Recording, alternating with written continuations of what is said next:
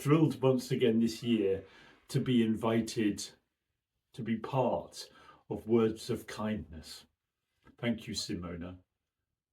And this year I'd like to tell a story that I learned from a young woman called Hala. And Hala is a remarkably prolific storyteller from Gaza. So resilient, so powerful. And congratulations, Hala, on being able to complete your studies at school so you can now progress. And you've started at the Faculty of Medicine, studying online at the university in Gaza. So this is Hala and her sister Shatha. Hala is in green. And this is a photograph from March the 29th, 2024, when you, Hala, were able to join us at the World Storytelling Cafe amid huge uproar and appalling genocidal onslaught. You were able to join us and tell this story, a story that you learned from your grandmother, a story that is both funny but contains kindness. I'm just going to light a candle for you, Hala, and for all of the children of Palestine.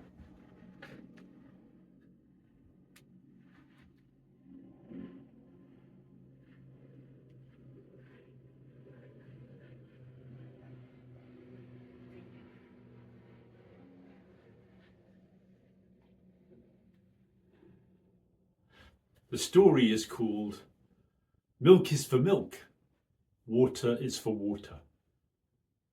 Kanya McCann figured him as a man.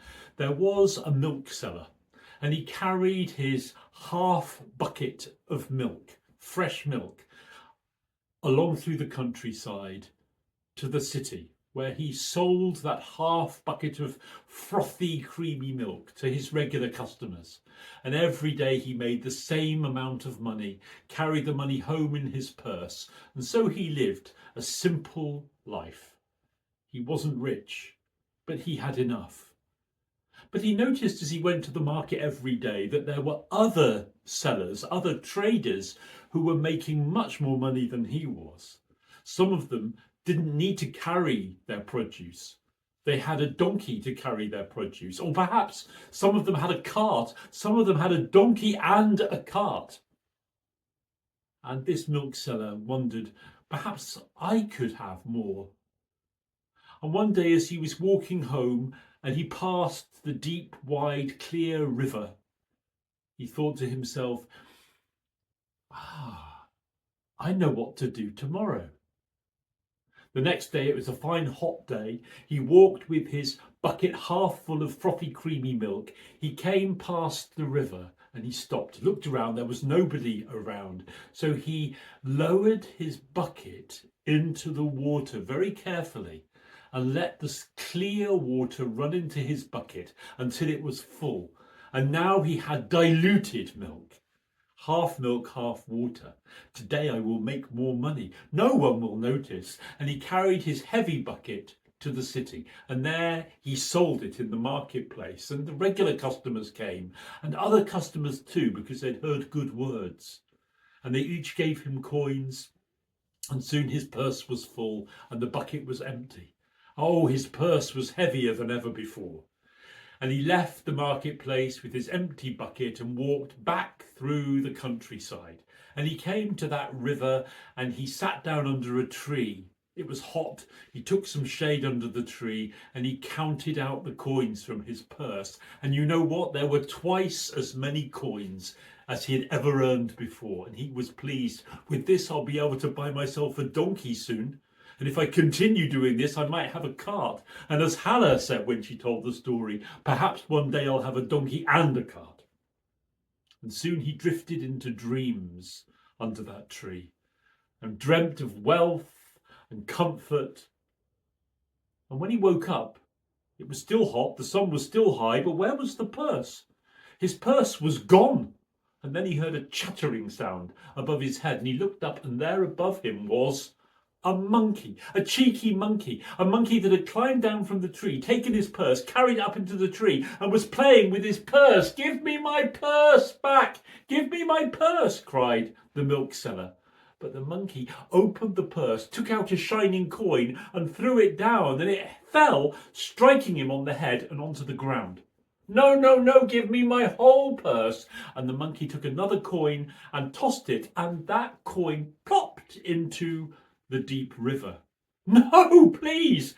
And the next coin flew down, hit him and onto the ground. The next coin went into the river, the next coin onto the ground, the next coin into the river, until all of the coins had been discarded from the purse, and the monkey, bored now, dropped the empty purse, which floated down to the ground. Oh no, the milk seller went round gathering up all the coins from the ground, but he couldn't get those back that had fallen in that deep river. He counted the coins back into the purse, and you know what? Yes, there were only as many coins as he had earned on any other day. Oh, but then he thought, and he smiled, and he looked up at the monkey in the tree, and he said, "Thank you, monkey. Thank you. You have been sent to me as a sign. This is a story for me to learn.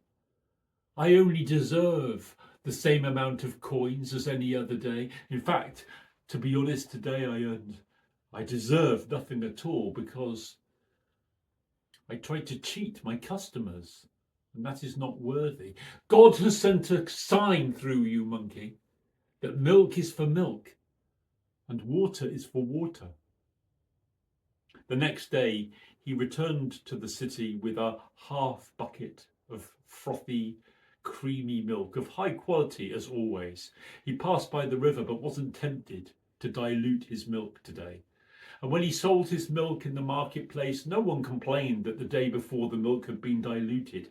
Even though he didn't need to, the milk seller told his story and people listened, and they admired him for his honesty. And they knew that he would never cheat them. Why would I do that? I have learned that I have enough to be happy in my life. Why would I deceive my customers? Well, his story was passed on around Gaza, around Palestine, and everybody knew the story and passed it on. And it passed down from generation to generation until it reached Hala's grandmother. And so it reached Hala herself, who shares this story with us all. We can all tell the story from Palestine. Milk is for milk, water is for water.